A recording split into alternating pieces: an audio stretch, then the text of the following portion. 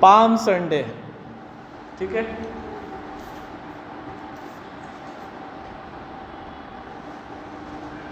आज के दिन मैंने देखा कई चर्चेस में कुछ भी सेलिब्रेट नहीं होता, ठीक है। क्रिसमस नहीं मनाते पेंटिकोस्टल्स लोग, खास करके सफ़ेद कपड़े वाले जो चर्च है जहाँ से मैं निकला हूँ, वे क्रिसमस सेलिब्रेट नहीं करते हैं। लेकिन हमने गुड फ्राइडे अवश्य सेलिब्रेट करना है, रिजरेक्शन डे अवश्य सेलिब्रेट करना है, पाम संडे हमने अवश्य सेलिब्रेट करना है। एक्चुअल मेरे सेलिब्रेट करना यह शब्द कहने के पीछे का मकसद है, सेलिब्रेट करना यानी संसार जैसे सेलिब्रेट करता है, नाच गाना नहीं। सेलिब्रेट करना यानी परमेश्वर के भवन में आकर परमेश्वर की आराधना करना, परमेश्वर की इबादत करना और परमेश्वर के नाम को ऊंचा उठाना। और वह पाम संडे यानी क्या हुआ था उस दिन, क्यों मनाया जाता है। एक्चुअल पाम संडे के बारे में बाइबल में क्या लिखा हुआ है, यह सब बातें पूरे डिटेल में हमने जानना है। मेरे प्रियो, पाम संडे, पाम यानी इंग्लिश में पाम यानी खजूर, ठीक है, और संडे यानी इतवार यानी खजूरों वाला इतवार। क्यों इसे खजूरों वाला इतवार कहते हैं? क्योंकि प्रभु यीशु मसीही गधे पर बैठकर उस दिन अपने चेलों के साथ यरूशलेम के अंदर प्रवेश करते हैं। मेरे प्रियो, यरूशलेम, जेरूसलेम, द मतलब, द मीनिंग ऑफ यरूशलेम आपको पता है क्या है?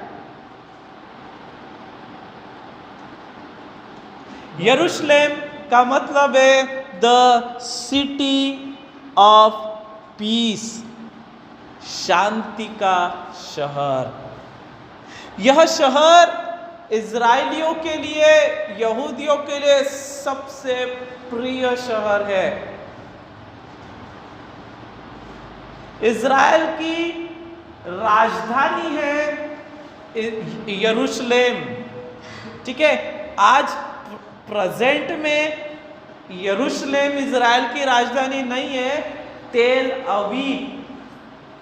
अवीव यह इजराइल की राजधानी है। लेकिन प्राचीन समयों में आप यदि देखें करीब करीब 2000 वर्षों पहले, तो आपको दिखाई देगा इजराइल की राजधानी यरूशलेम है। आप दुनिया में सबसे प्रिय जगह परमेश्वर के लिए कौन सी है यदि आप पूछेंगे, तो जवाब है यरूशलेम। यरूशलेम से भी प्रिय जगह है, वो क्या है पता है? जहां आप बैठे। हालेलुया, बोले ना हालेलुया। क्यों परमेश्वर का पुत्र क्रूस पर मारा गया, और क्यों जैसे ही प्राण छोड़े मंदिर का पर्दा फट गया? क्यों पर्दा फटा? क्योंकि परमेश्वर जो बीते सुलेमान के मंदिर बनाने से लेकर, परमेश्वर जो परम पवित्र स्थान वाले हिस्से में जो अपने आप को कैद करके रखा था, परमेश्वर चाहता था कि वो अपनी उपस्थिति को इस पृथ्वी पर स्वतंत्र करे, मुक्त करे। और परमेश्वर चाहता था कि वह सभी स्थानों में, सभी मनुष्य जाति में वह वास करे। मेरे प्रियो, यीशु मसीह ने जो कुछ भी किया वह ऐसे ही नहीं किया, या अपने आप को प्रूफ करने के लिए नहीं किया। उसने जो कुछ भी किया वह इसलिए किया कि पुराने नियम में उसके विषयों में कुछ बातें लिखी हुई थी। हालेलुया। हम निकालेंगे जकरिया नबी की पुस्तक 9वां अध्याय 9वां वचन।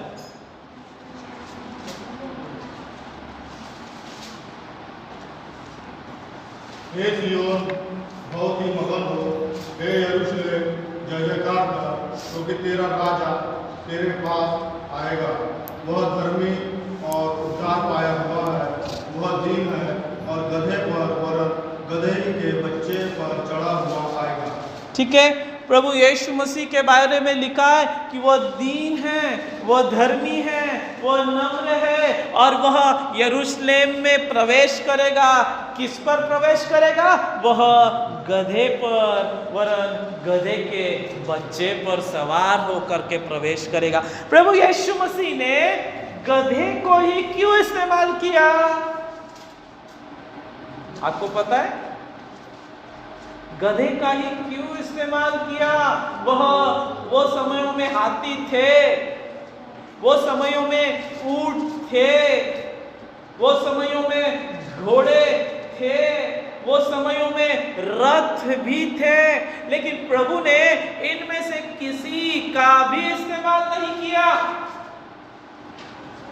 जब यरूशलेम में प्रवेश करने की बारी आई तो यीशु मसीह ने गधे का इस्तेमाल किया। मेरे भाइयों, गधा ऐसा जानवर है जो कोई भी पालना नहीं चाहता। गधा पूर्णतः निकम्मा, आलसी और बिना काम का जानवर है। और हम किसी को डांटते हैं और किसी को हम डपटते हैं तो उसके लिए भी हम बुरा भला कहते, तो हम क्या यूज करते हैं उसके लिए? तू गधी है। हालेलुया। नए नियम में गधे की डेफिनेशन चेंज हो गई मेरे प्रियो, क्योंकि यीशु मसीह ने उसी गधे को इस्तेमाल किया। हालेलुया। मेरे प्रियो, सभी से प्लीज ध्यान से सुनिएगा। 520 साल पहले यीशु मसीह के आने के जकरिया नाम का एक भविष्यद्वक्ता होकर के गया और उसने यह भविष्यवाणी की। उसे कुछ तो भी पिक्चराइज किया गया, उसे कुछ तो भी दर्शन दिखाया गया कि परमेश्वर इज़राइल का राजा गधे पर सवार होकर यरूशलेम में प्रवेश करेगा और होसन्ना, हालेलुया और बड़े नारे लगाए जाएंगे और बड़े गर्मजोशी के साथ उसका स्वागत किया जाएगा। मेरे प्रियो,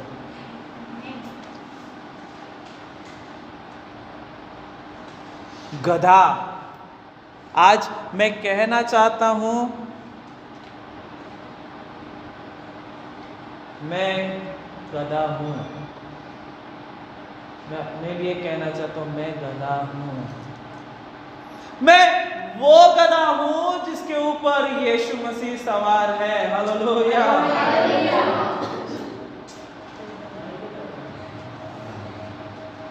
सभी गधे हैं और आप गधिया।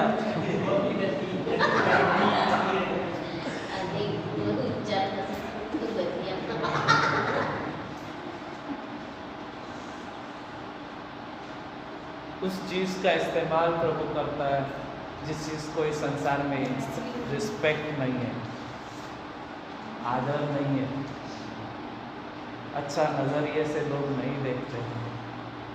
थैंक गॉड, प्रभु ने मुझे इस्तेमाल किया, मुझे यूज किया, मुझे चुन लिया, जिसके कारण मैं आज क्षमा किया गया हूँ, मैं उद्धार पाया हूँ और मैं अभिषेक पाया गया हूँ और मैं आज प्रभु का दास बनकर प्रभु के घर में खड़ा हूँ। मेरे प्रियो, मैं वो गधा हूँ, मैं घमंड करता हूँ। मेरे प्रियो, संसार में कोई भी अपने आप को गधा नहीं कहना पसंद करेगा, लेकिन चर्च में, प्रभु के घर में हर कोई कहना, यस मैं वो गधा हूँ जिस पर मेरा प्रभु सवार है। हालेलुया। ठीक संडे के दिन, आज ही के दिन सुबह के वक्त गधे को लाया गया एक घर से छुड़ाकर और उस पर कपड़े डाले गए और उस पर हमारे प्रभु को बिठाया गया और यरूशलेम की ओर सवारी निकल गई। ठीक आज ही के दिन गधा भी बड़े आनंद से भरा होगा, वाह आज तो सब कपड़े डाल रहे हैं, आज तो गर्मजोशी के साथ मेरा स्वागत कर रहे हैं, अरे वाह खजूरों की डालियां तोड़ तोड़ कर वह रास्ते में बिछा रहे हैं।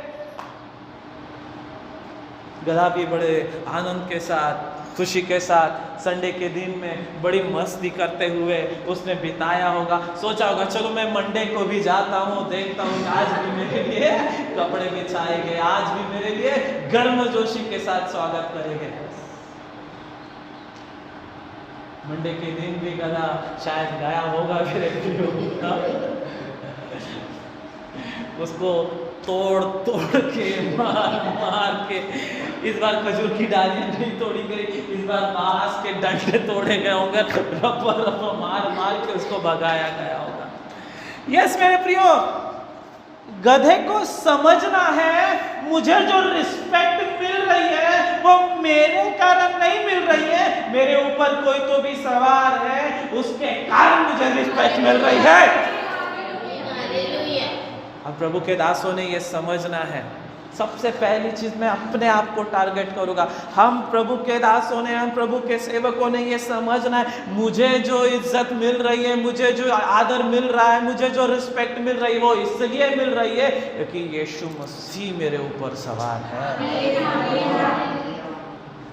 यदि यीशु मुझ पर से हट जाएगा कोई मुझे पूछेगा नहीं, कोई मेरा नाम नहीं लेगा, कोई मुझे फोन नहीं करेगा, कोई मुझसे मिलेगा नहीं मेरे प्रियो।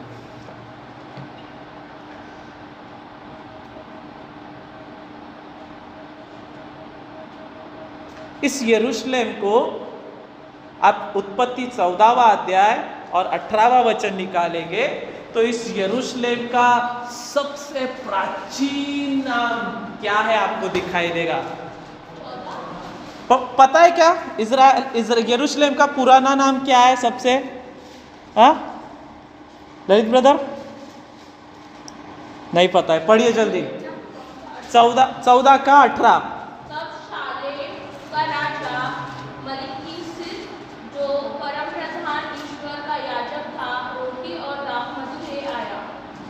ठीक है, ये उस समय की बात है जो 318 सिपाही लेकर, सेवक लेकर अब्राहम चल पड़ा युद्ध करने के लिए, और 4 राजाओं को उसकी बड़ी सेना को हराकर जब वो वापस आ रहा था तब बाइबल क्या कहती है, रास्ते में शालेम का राजा मलिकिसिदक, इब्रानियों 7वां अध्याय आप निकालेंगे मलिकिसिदक महायाजक के बारे में, और मलिकिसिदक महायाजक के रीति के अनुसार यीशु को मिली हुई महायाजक की सेवकाई के बारे में वहाँ बहुत स्पष्ट रीति से उल्लेख किया गया है। तब क्या लिखा है, बाइबल कहती है शालेम का राजा ऊंटों पर सवार होकर के आया और दाखरस और रोटी किसे दर्शाता है? नए नियम में प्रभु भोज को दर्शाता है। प्रभु भोज की विधि यीशु मसीह के जब उठाए गए तब वो उस समय में बियारी चलाई गई प्रभु भोज की, और उसके बाद ये विधि कलीसिया को मिली। लेकिन मेरे प्रियो, यहाँ तो हम देखते व्यवस्था आने के पहले ही मलिकिसिदक अब्राहम को रोटी और दाखरस दे रहा है। वो रोटी और वो दाखरस, वो रोटी यीशु मसीह की देह को दर्शाता है, वो दाखरस यीशु मसीह के लहू को दर्शाता है मेरे प्रियो। हालेलुया। तो यरूशलेम का सबसे प्राचीन नाम क्या है? शालेम। मैंने क्या कहा? यरूशलेम। द मीनिंग ऑफ यरूशलेम क्या है?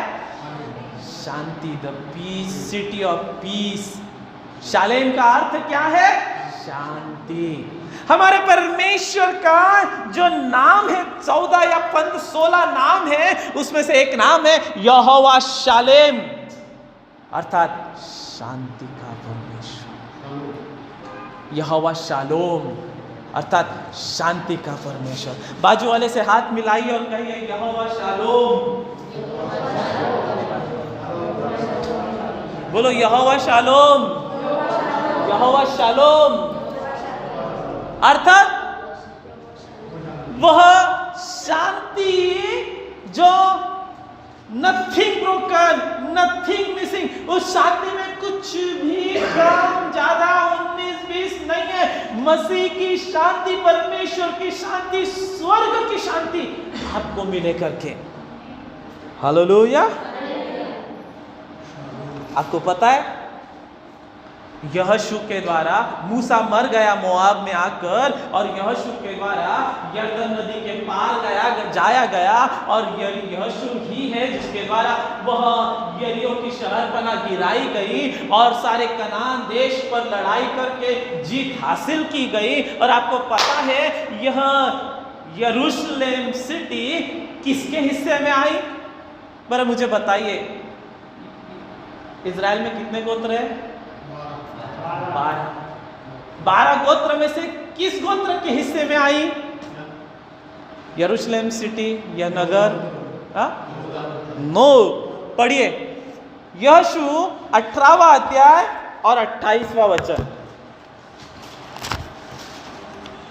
मैंने प्रभु से यही कहा था, परमेश्वर कुछ एक्सट्रीम चीजें, कुछ अद्भुत चीजें, वह चीजें जो देखी नहीं, जो सुनी नहीं, पढ़ी नहीं।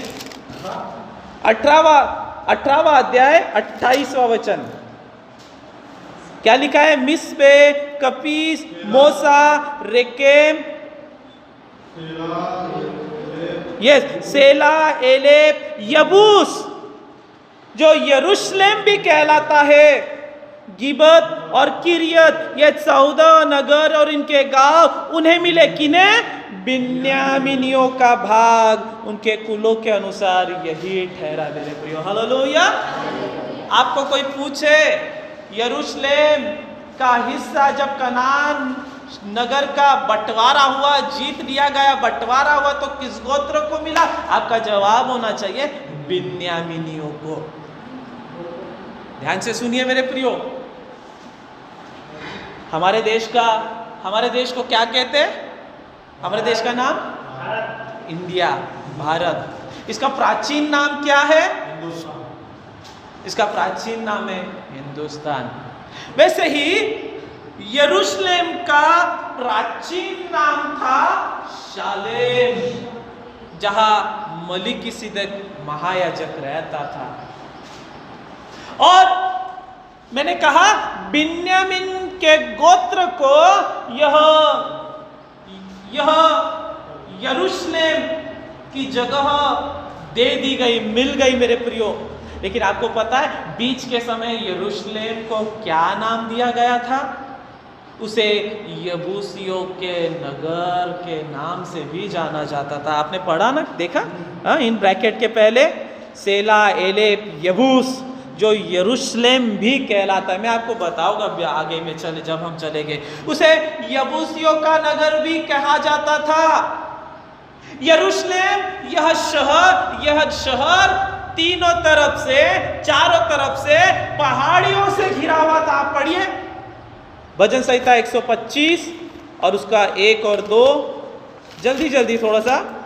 भजन संहिता 125। यस, आमीन। जो टलता नहीं वो सदा बना रहता है। यस। जिस प्रकार यरूशलेम के चारों ओर पहाड़ है, उसी प्रकार यहोवा अपनी प्रजा को चारों ओर सब अब से लेकर सर्वदा तक बना रहा है। क्या कह रही है बाइबल? यरूशलेम नगर के चारों तरफ पहाड़ है। यह नगर पहाड़ों से घिरा हुआ है, पहाड़ियों के बीच में यह नगर बसा हुआ है। मैं आपको बताना चाहता हूं, इजराइलियों ने संपूर्ण कनान देश पर जीत हासिल की और उसे हथिया लिया, लेकिन केवल एक नगर वो कई वर्षों तक हासिल नहीं कर पाए। वो नगर है यबूसियों का नगर, वो नगर है यरूशलेम, वो नगर है शालेम। कब ये हासिल किया गया? जब राजा दाऊद आया, शाहुल राजा के जाने के पश्चात, तब राजा दाऊद ने किद्रोन नाला, यरूशलेम के चारों ओर किद्रोन नामक एक नाला है मेरे प्रियो, और नाले के अंदर से मेरे प्रियो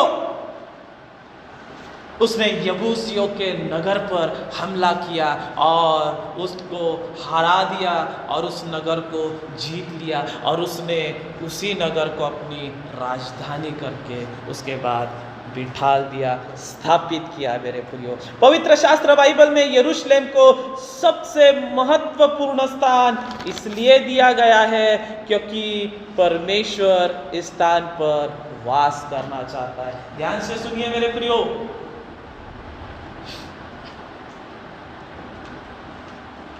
यरूशलेम एक छोटा सा स्थान है और इस छोटे से स्थान के पास एक छोटा सा टुकड़ा है जमीन का जिसे हर्मगिदोन कहते हैं। और दुनिया की सभी सरकारें, सभी देश मुंह मांगा कीमत देकर उस स्थान को खरीदना चाहते हैं। बहुत महंगी जगह है वो। क्यों? क्योंकि प्रकाशित वाक्य की पुस्तक यह कहती है, हमारा प्रभु स्वर्ग से जब उतरेगा 7 साल समाप्त होने के बाद, तब वह हर्मगिदोन की पहाड़ी पर उतरेगा। समस्त देश और जाति की सरकारें, सैनिक मिलकर हर्मगिदोन के पहाड़ी के पास इकट्ठा हो गए। किसे घेरेंगे? यहूदियों को, इस्राएलियों को घेरेंगे। किससे लड़ाई करेंगे? वे यहूदियों से नहीं, लेकिन उनके परमेश्वर मसीहा से लड़ाई करेंगे। कुरान में हमारे प्रभु को दज्जाल कहा गया है मेरे प्रियो, दुष्ट, काफिर, बुरा व्यक्ति कहा गया है। लेकिन ऐसा नहीं है, वही सच्चा प्रभु और सच्चा मसीहा है। वो आएगा हर्मगिदोन की पहाड़ी पर अपने 1,44,000 सैनिकों को संतों को लेकर वो फूंक मारेगा और उसके फूंक मारने से शैतान और उसकी दुष्ट सेना हार जाएगी, जमीन में मिल जाएगी। और बाइबल कहती है, प्रकाशित वाक्य 20वां अध्याय पहले 3 वचन, एक स्वर्गदूत उतरेगा जंजीर लेकर के और उन सिपाहियों को, इस दुष्ट आत्माओं को बांध लेगा, शैतान को बांध देगा और अथाह कुंड में वो डाल देगा।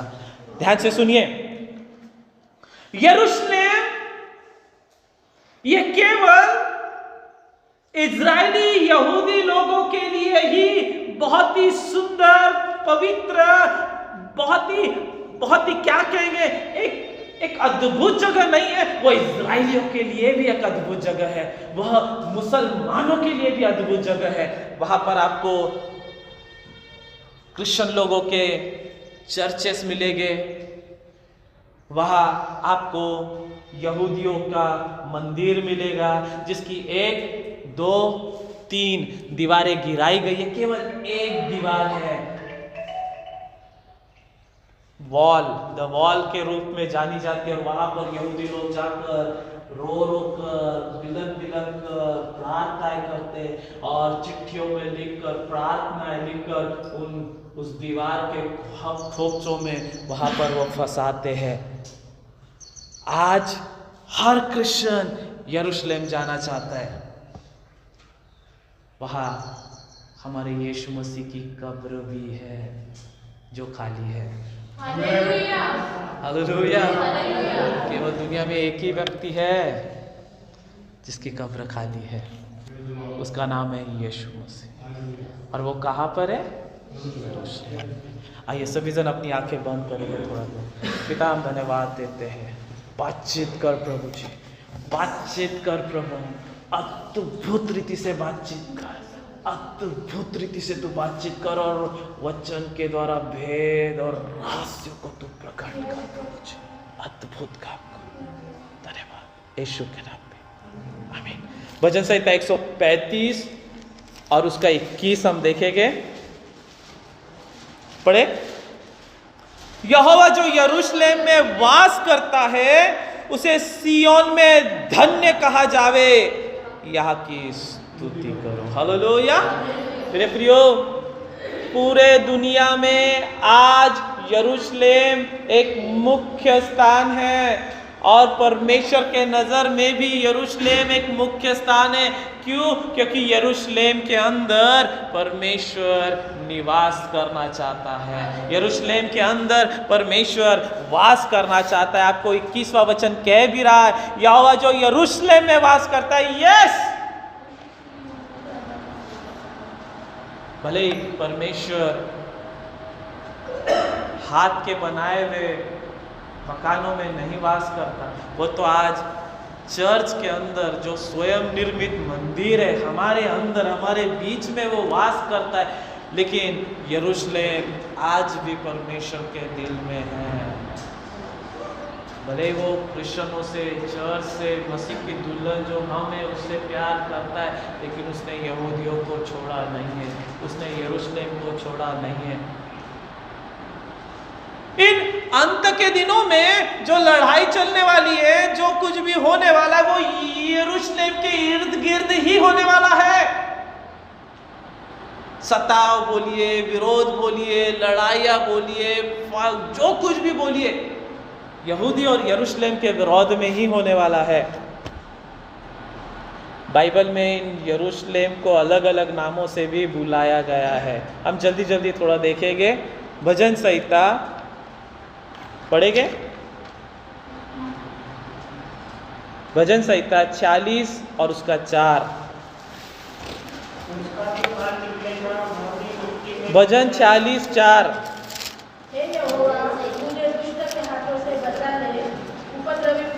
क्या पढ़ रहे हो? एक नदी है, किसकी जान ले रहे हो और किसके उपद्रव से बचा रहे? क्या चल क्या रहा है? अरे जानवान मत लो। यस, एक नदी है जिसकी नहरों से परमेश्वर के नगर में अर्थात परम प्रधान के पवित्र निवास स्थान में आनंद होता है। हालेलुया। मेरे प्रियो, यरूशलेम केवल यहूदियों के दृष्टि में ही बहुत ही पवित्र स्थान नहीं है। संसार के दृष्टि में, हम क्रिश्चियंस के दृष्टि में ही अत्यंत महत्वपूर्ण स्थान नहीं है, ये परमेश्वर के दृष्टि में भी महत्वपूर्ण स्थान है। यरूशलेम को परमेश्वर का नगर भी कहा गया है भाई। हालेलुया, बोले ना हालेलुया। आप को चांस मिलता है, एक चांस किसी बाहर देश में यात्रा करने का, आप कहाँ जाना चाहेंगे?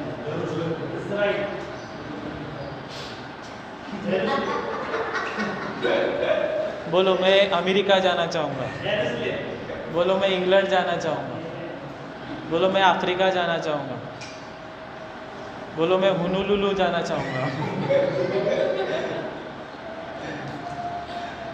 आप यदि मुझसे पूछेंगे, आपको हम एक चांस देते, आप कहाँ जाना चाहते दुनिया में? पेरिस नहीं, अफ्रीका नहीं, इंग्लैंड नहीं, अमेरिका नहीं, जर्मन नहीं, स्वीडन नहीं, मैं जाना चाहूँगा यरूशलेम, इज़राइल। मेरा प्रभु आज से 2000 वर्ष पहले जिन सड़कों पर चला वो मैं देखना चाहता हूँ। मेरा प्रभु आज से 2000 साल पहले जिस जगह उसको कोड़े से मारा गया, लहू बहाया गया, वो जगह मैं देखना चाहता हूँ। मेरा प्रभु क्रूस उठाकर जिन सड़कों से चला और जिस गोलगोथा नामक पहाड़ी पर वह चढ़ाया गया, वो पहाड़ी में देखना चाहता हूँ। आज के समय में आप YouTube पर सर्च करना, वो गोलगोथा पहाड़ी केवल हम पहाड़ी नहीं रही, वहाँ पर एक बड़ा मार्केट बन गया है, वो पहाड़ी में देखना चाहता हूँ। जिस कब्र में यीशु को रखा गया 3 दिन और वो आज खाली है, जिलाया गया, वो कब्र में देखना चाहता हूँ। हम YouTube पर ही जब देखते हैं वीडियो में, इतना अच्छा लगता है, इतना दिल को पसंद आता है। वाह, ये वीडियो ही देखने से इतना मज़ा आता है। आंखों से मैं देखूंगा इज़राइल को, यरूशलेम को, कितना मज़ा आएगा। हालेलुया। उसे पवित्र नगर कहा गया है। आगे 1 राजा 2:10, 1 राजा 2:10 पढ़िए, थोड़ा जल्दी जल्दी पढ़िए।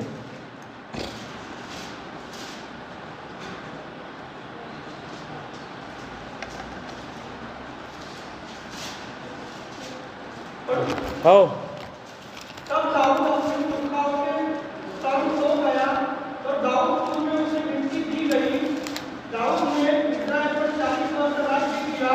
7 वर्ष तो उसने हेब्रोन में और 33 वर्ष यरूशलेम में राज्य किया था। तब सुलेमान अपने पिता दाऊद की गद्दी पर विराजमान हुआ और उसका राज्य बहुत दृढ़ हुआ। ठीक है, वो मरने के बाद उसे कहाँ मिट्टी दी गई? दाऊदपुर। यरूशलेम को पवित्र नगर, परमेश्वर का नगर कहा गया है पुराने नियम में। उसको एक और नाम है दाऊदपुर, दाऊद नगर। क्योंकि मेरे प्रियो 400 वर्ष यहोशू के बाद न्यायियों का शासन चला, उसके बाद राजाओं का शासन चला। पहले 40 साल तो शाहुल राज्य किया, उसके बाद आता है दाऊद। यानी 440 साल तक यबूसियों का यरूशलेम पर राज्य था। दाऊद के आने के बाद 450 वर्ष के यरूशलेम पर कब्जा किया गया, हमला किया गया और उस पर कब्जा किया गया मेरे प्रियो। इसलिए यरूशलेम को दाऊदपुर भी कहा जाता है मेरे प्रियो। दूसरा शमूएल 5वां अध्याय 7वां वचन। दूसरा शमूएल 5:7। तो भी दाऊद ने सिय्योन नामक गढ़ को ले लिया, वही दाऊदपुर भी कहलाता है। ठीक है, इसी को आप पढ़ना। ठीक है, 5वां अध्याय पूरा घर में पढ़ना। क्या लिखा है आपको पता चलेगा, आपको घर में जाने के बाद पता चलेगा। तब 6वां वचन, तब राजा ने अपने जनों को साथ लिए हुए यरूशलेम को जाकर यबूसियों पर चढ़ाई की, और जो उस देश के निवासी थे उन्होंने यह समझकर कि दाऊद यहाँ घुस न सकेगा, उसे कहा, जब तक तू अंधों और लंगड़ों को दूर न करे तब तक यहाँ घुस न पाएगा। तो अभी दाऊद ने सिय्योन नामक गढ़ को ले लिया, वही दाऊदपुर भी कहलाता है। ठीक है, क्यों उसे दाऊदपुर कहा गया? क्योंकि राजा दाऊद ने ही उस पर चढ़ाई की, और उसका अन्य नाम सिय्योन भी कहा गया। मेरे प्रियो, सिय्योन यह नाम आपको किस विषयों में बाइबल में मिलता है पढ़ने को?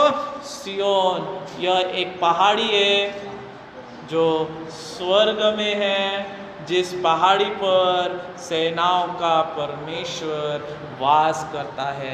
मेरे प्रियो, दुनिया में बहुत बड़े बड़े पहाड़ है, एक दिन वो सारे पहाड़ जमीन दोस्त हो जाएंगे, खत्म हो जाएंगे, लेकिन सिय्योन की पहाड़ी कभी भी नहीं टलेगी। और बाइबल में हम विश्वासियों को उस सिय्योन पहाड़ के साथ कंपेयर किया गया है। वो जो कोई भी परमेश्वर यहोवा पर विश्वास करता है वो सिय्योन पर्वत के समान है, जो टलने का नहीं। हमने पढ़ा भजन 125 में, टलने का नहीं लेकिन सदा सर्वदा बना रहता है। हालेलुया, बोले ना हालेलुया, जोर से बोले हालेलुया। यस, सिय्योन पर्वत के साथ हमें कंपेयर किया गया है। यरूशलेम का एक और नाम है सिय्योन। आगे हम चलेंगे। ठीक है, नहम्याह 11:1, थोड़ा जल्दी जल्दी। नहम्याह 11:1।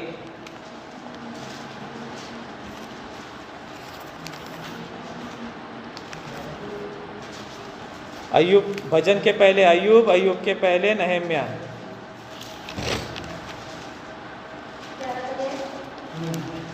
प्रजा के हाकिम यरूशलेम में रहते थे, और शेष लोगों ने यह ठहराने के लिए चिट्ठियाँ डाली कि 10 में से एक मनुष्य यरूशलेम में जो पवित्र नगर में बस जाए, और 9 मनुष्य अन्य नगर में बसे। आगे पवित्र नगर क्या लिखा है? 11:6, सॉरी 11:1। प्रजा के हाकिम तो यरूशलेम में रहते थे, और शेष लोगों ने यह ठहराने के लिए चिट्ठियाँ डाली 10 में से एक मनुष्य यरूशलेम में जो पवित्र नगर है। यस, यह बाइबल में ही नहीं ये परमेश्वर के नज़र में भी पवित्र नगर है मेरे प्रियो। हालेलुया। तीसरा महायुद्ध जो होने वाला है, आपको क्या लगता है किसके विरोध में होने वाला है, किस स्थान पर होने वाला है? बोलो। तीसरा महायुद्ध किसके विरोध में होने वाला और किस जगह पर होने वाला है? परमेश्वर और शैतान के विरोध में, यीशु मसीह और मसीह विरोधी के विरोध में होने वाला है। कहाँ होने वाला है? इज़राइल देश में, हर्मगिदोन की पहाड़ी पर होने वाला है। इसे पवित्र नगर भी कहा गया है। ठीक है, भजन संहिता 48:2 एक और नाम हम पढ़ेंगे।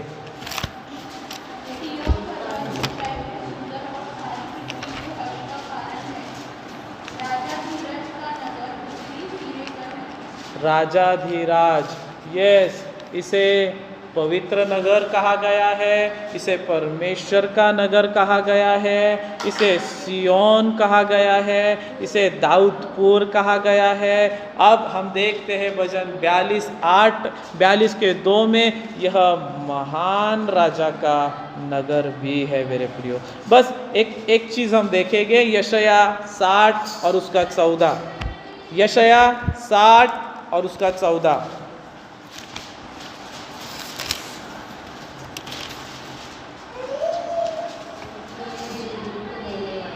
तुझे दुख देने वालों की संतान तेरे पास सिर झुकाए हुए आएगी, और जिन्होंने तेरा तिरस्कार किया वे सब तेरे पांव पर गिरकर दंडवत करेंगे।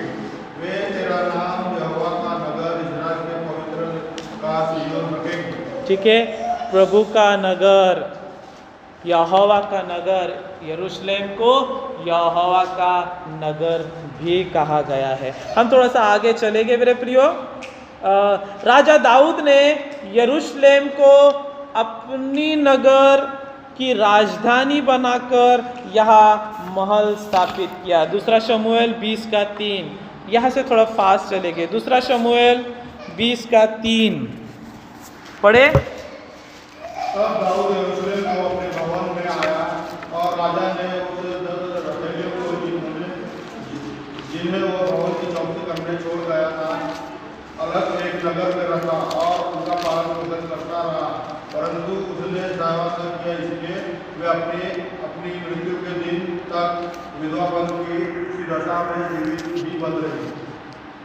यहोशू के बाद और 450 साल तक यरूशलेम यहूदियों के कब्जों में नहीं आया।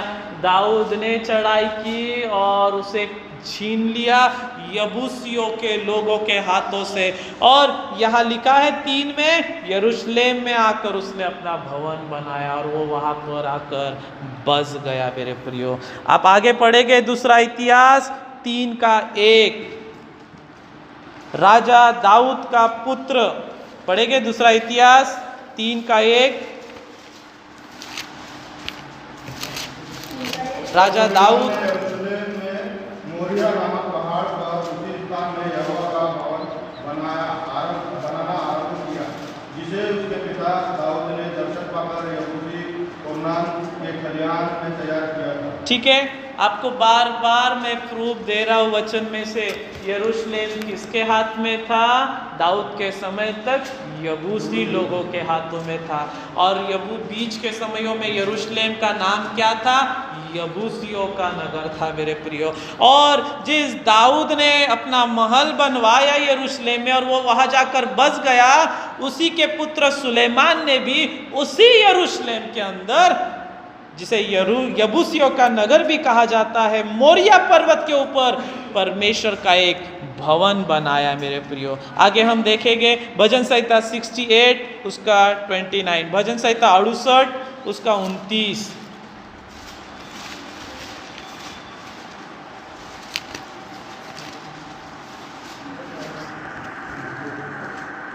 तेरे मंदिर के कारण जो यरूशलेम में रहने वाले तेरे लिए भेंट जाएंगे। मेरे प्रियो,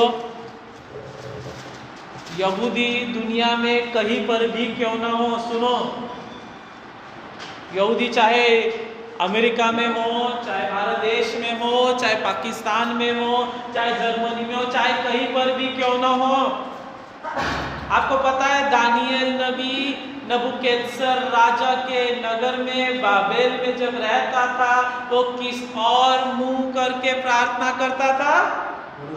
यरूशलेम की और मुंह करके प्रार्थना करता था। मेरे प्रियो, आज भी दुनिया में यहूदी लोग कहीं पर भी हो, वे यरूशलेम का मंदिर जिस इस दिशा में है उस दिशा में वे प्रार्थना मुंह करके प्रार्थना करते हैं। और ठीक यहूदियों के हिसाब से ही उनकी कॉपी मारते हैं मुसलमान। वे कहा मुंह करके प्रार्थना करते हैं? मक्का जिधर है, मक्का उनका मक्का चुक्का जो भी है जिधर है उधर मुंह करके वे प्रार्थनाएं करते हैं। मेरे प्रियो, और यहूदियों को यह आज्ञा थी, ठीक है, रिक्वेस्ट नहीं थी, निवेदन नहीं था, यह आज्ञा थी कि आप कहीं पर भी रहते हो दुनिया के कोने में, आपको साल में 1, 2, 3 बार यरूशलेम में यात्रा करनी है और यात्रा करके परमेश्वर के भवन में दंडवत करना है, वहाँ दुआ प्रार्थना करनी है और अपनी ऐपत के अनुसार प्रभु को बलिदान चढ़ाने हैं। यही तो वो कह रहा है 68 के 29 में। वो सब देश से लोग, यहूदी लोग इज़राइल में जा रहे, यरूशलेम में माथा टेकने के लिए, बलिदान चढ़ाने के लिए। इवन हम क्रिश्चियंस भी जा रहे हैं tour of Israel. Pastor Elisha ji लेकर जा रहे हैं मेरे प्रियो 1,10,000 रुपए में। ठीक है, हम आगे देखेंगे प्रेरितों के काम 2 अध्याय 5वां वचन।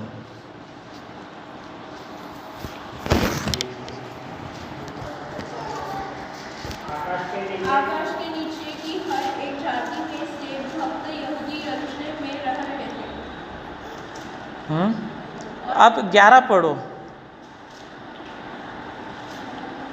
अर्थात यहूदी आगे 13 पत्रस का संदेश, पत्रस का संदेश से। तब पतरस ने हाँ।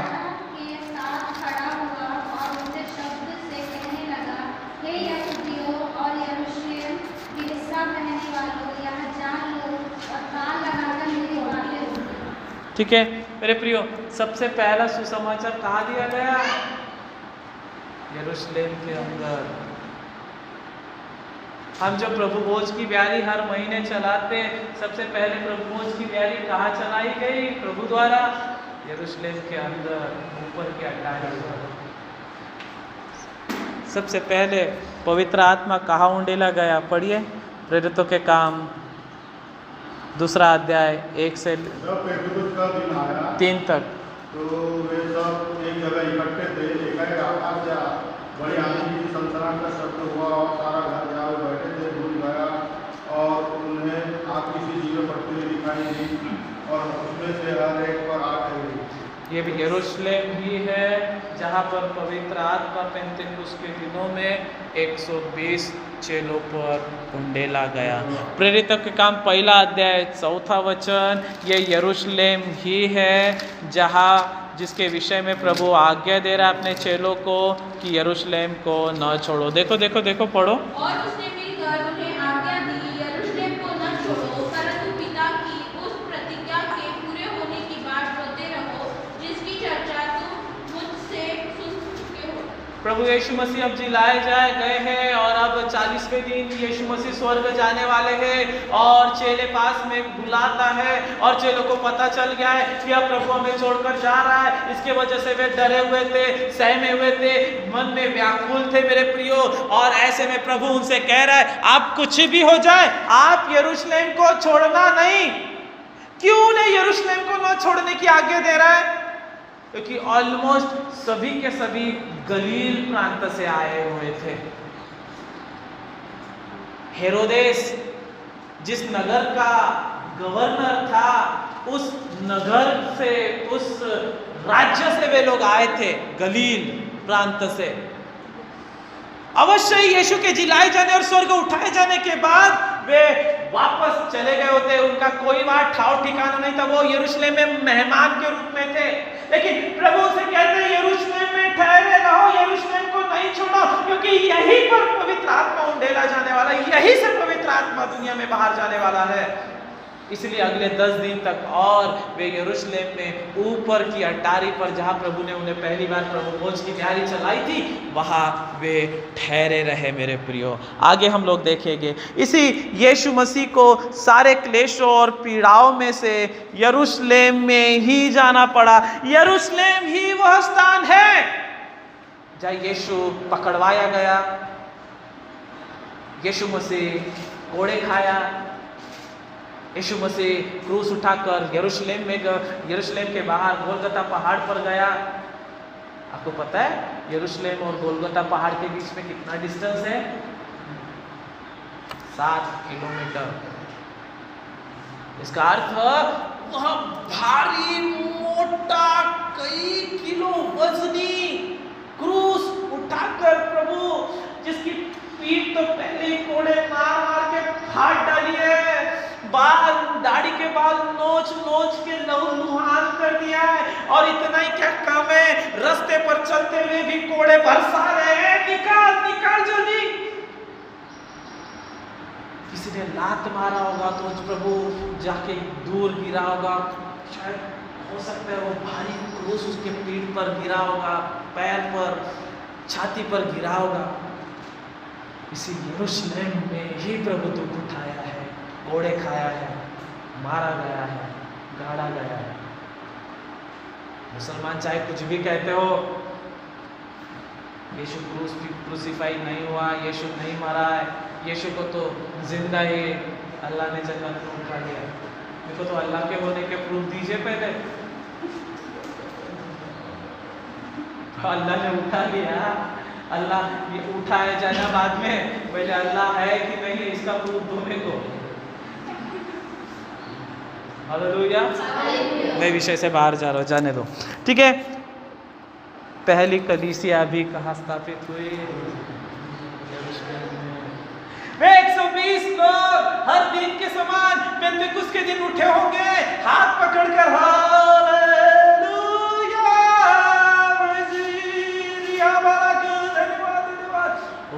प्रार्थना करते समय अचानक तूफान आया, आंधी आई, बिजलियां कड़कड़ाई, और पवित्र आत्मा 120 लोगों पर उतर आया, और वे सब भिन्न भिन्न, क्या लिखा है? अनन्य भाषाएं, अननोन टंग्स, न जानने वाली भाषा वे बोलने लगे और प्रभु की बड़ाई करने लगे। वही 120 लोगों की पहली कलीसिया जो यरूशलेम में स्थापित हुई, और यरूशलेम की ही कलीसिया प्राचीन कलीसिया या फिर मदर कलीसिया, मुख्य कलीसिया के रूप में जानी गई मेरे प्रियो। आगे प्रकाशित वाक्य 21वां अध्याय 1 और 2।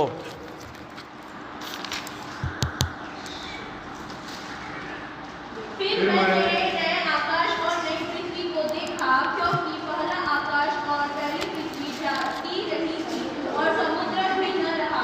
फिर मैंने पवित्र नगर नए यरूशलेम को स्वर्ग से परमेश्वर के पास से उतरते देखा।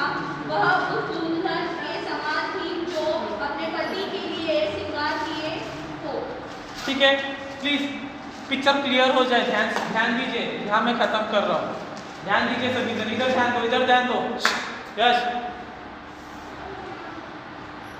7 साल के प्रभु का आगमन होगा, उसके बाद जो कलीसिया तैयार है, जो दुल्हन तैयार है, मैं तो कहता हूँ 100 लोग हैं, 50 लोग ही उठाए जाने वाले, 160 लोग ही उठाए जाने। मैं चाहता हूं क्या आधे ही लोग उठाए जाए और आधे छोड़े जाए? क्या प्रभु चाहता क्या कि 50 और 60 लोग उठाए जाए और बाकी सब छोड़ दिए जाए? ये इसलिए ऐसा होने वाला है क्योंकि आधे लोग ये आत्मा से भरे हुए प्रभु से प्यार करते, प्रभु के लिए तड़पते, दिन और रात प्रभु की दोहाई और आराधना करते, और आधे लोग लापरवाही, दिखौती और विश्वासी होने का लेबल लगा करके घूमते हैं। इसलिए वे आधे लोग छोड़े जाने वाले हैं। प्रभु का आगमन आया, कलीसिया उठा ली गई, 7 साल दुनिया में क्लेश रहेगा, 7 साल खत्म होने के बाद फिर प्रभु आएगा और प्रभु फूंक मारकर शैतान को और शत्रु की सेना को गिरा देगा। तब तक दुल्हन स्वर्ग में होगी और मसीह लोग भी पहले 7 साल के पहले 3.5 साल में सब शहीद हो चुके होंगे, क्योंकि शहीद हुए बिना स्वर्ग नहीं है। प्लीज मन की गठाने खोलो, पाप और नशे के बंधन को तोड़ो और पवित्र आत्मा से भरने के लिए अपने आप को प्रभु के हाथों में दो। यदि हम छोड़े गए, बाइबल नहीं होगी, चर्च नहीं होगा, प्रार्थना स्थान नहीं होंगे, पास्टर नहीं होगा, पवित्र आत्मा भी नहीं होगी आपकी सहायता के लिए। हालेलुया। सब स्वर्ग में होंगे। पृथ्वी पर 7 साल खत्म होने के बाद केवल कौन होंगे? यहूदी लोग होंगे, केवल यहूदी लोग होंगे। वो भी कितने? 1,44,000। सब मैंने सिखाया आपको लास्ट ईयर में। क्या होगा मेरे प्रियो?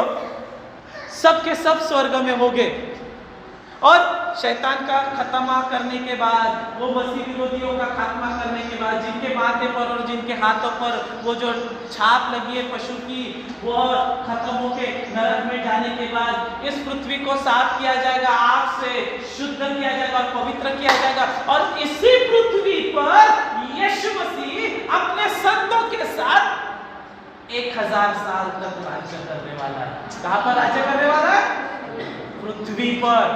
हम सब कहाँ राज्य करेंगे? इसी पृथ्वी पर। तब प्रभु हमारे ब्रेन को वॉश कर देगा, तब ये सब कुछ खत्म हो जाएगा। टेक्नोलॉजी खत्म, साइंस खत्म, सॉफ्टवेयर खत्म, हार्डवेयर खत्म, सब खत्म। एकदम साधे से आदम और हवा के समयों के समय हम लोग इस पृथ्वी पर 1000 साल तक प्रभु के साथ राज्य करेंगे। वो 1000 साल खत्म होने के बाद में शॉर्ट कर रहा हूं, शैतान थोड़े समय के लिए छोड़ा जाएगा, फिर प्रभु उसको स्वर्ग से पिता आग भेजेगा और जला के भस्म करेगा और हमेशा हमेशा के लिए उसे अधोलोक में डाल देगा। और उसके बाद ये पुराना आकाश और ये पुरानी पृथ्वी और यरूशलेम सब लपेटे जाएंगे कालीन के समान और प्रभु के सामने से हटा दिए जाएंगे। और स्वर्ग के सिंहासन के पास से क्या लिखा है?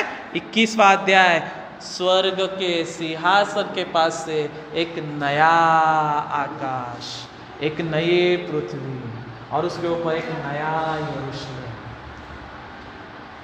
यरूशलेम केवल आज के लिए ही मुख्य बिंदु नहीं है, तो उस 1000 वर्ष के राज्य में भी यरूशलेम मुख्य बिंदु होगा। वहां पर भी परमेश्वर का मंदिर कहाँ होगा? यरूशलेम के अंदर। और 1000 वर्ष खत्म होने के बाद अनादि काल तक जो हम लोग नए आकाश, नई पृथ्वी, नए यरूशलेम में रहने वाले, उस अनादि काल में भी यरूशलेम वहां होगा और वहां प्रभु का भवन, प्रभु की महिमा होगी। हालेलुया, बोले ना हालेलुया। ठीक है, इसी यरूशलेम के अंदर यीशु मसीह गधे पर सवार हुआ। क्यों हुआ मैंने आपको बताया। उस चीज को प्रभु इस्तेमाल करता है जो दुनिया के लिए बेस्ट है, जिसकी कोई अहमियत नहीं है, जिसकी कोई कीमत नहीं, उसी चीज को प्रभु इस्तेमाल करता है।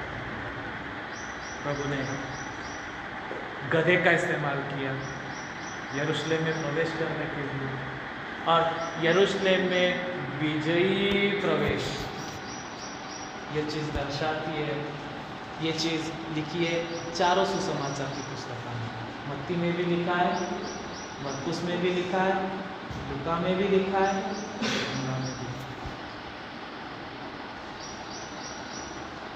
यीशु का यरूशलेम में विजय प्रवेश यह बाइबल का सबसे मुख्य विषय, और जो मुख्य चीज़ है ना, वो आपको सुसमाचार के चारों पुस्तकों में लिखी हुई मिलेगी। हालेलुया। जब क्या हुआ,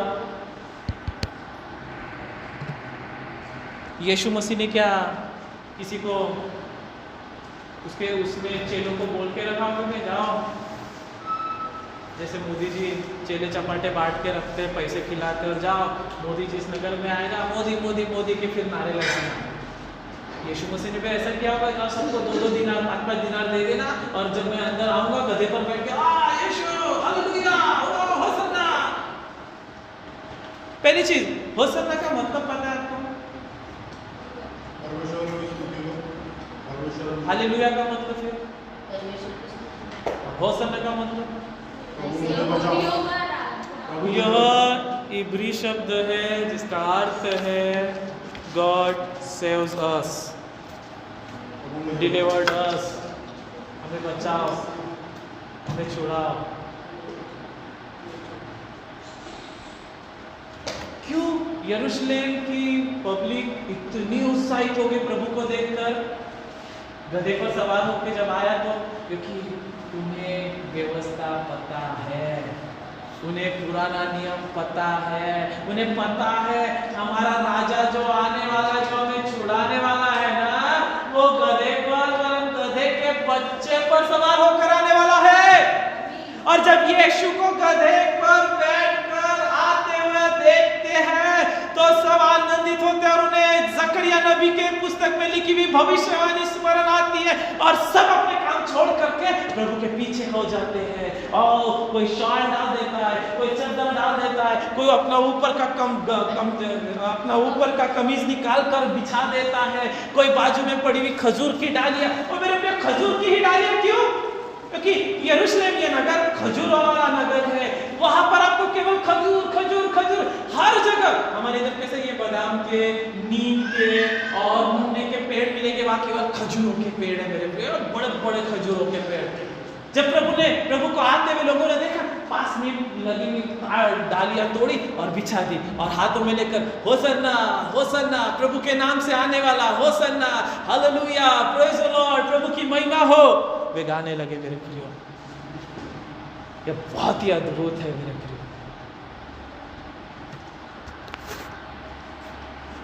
शॉर्ट में मैं बता दूं, हमारा यीशु मसीह आज सुबह गधे पर सवार होकर यरूशलेम में प्रवेश किया। पूरा शोर, पूरा हुल्लड़ था यरूशलेम के अंदर। शाम होने के बाद वो वहाँ नहीं रुका, बाइबल में लिखा है, मेरे पास है कोटेशन, समय नहीं है, वो वापस चला गया। कहाँ पर? प्रभु इस वचन के द्वारा आपको आशीष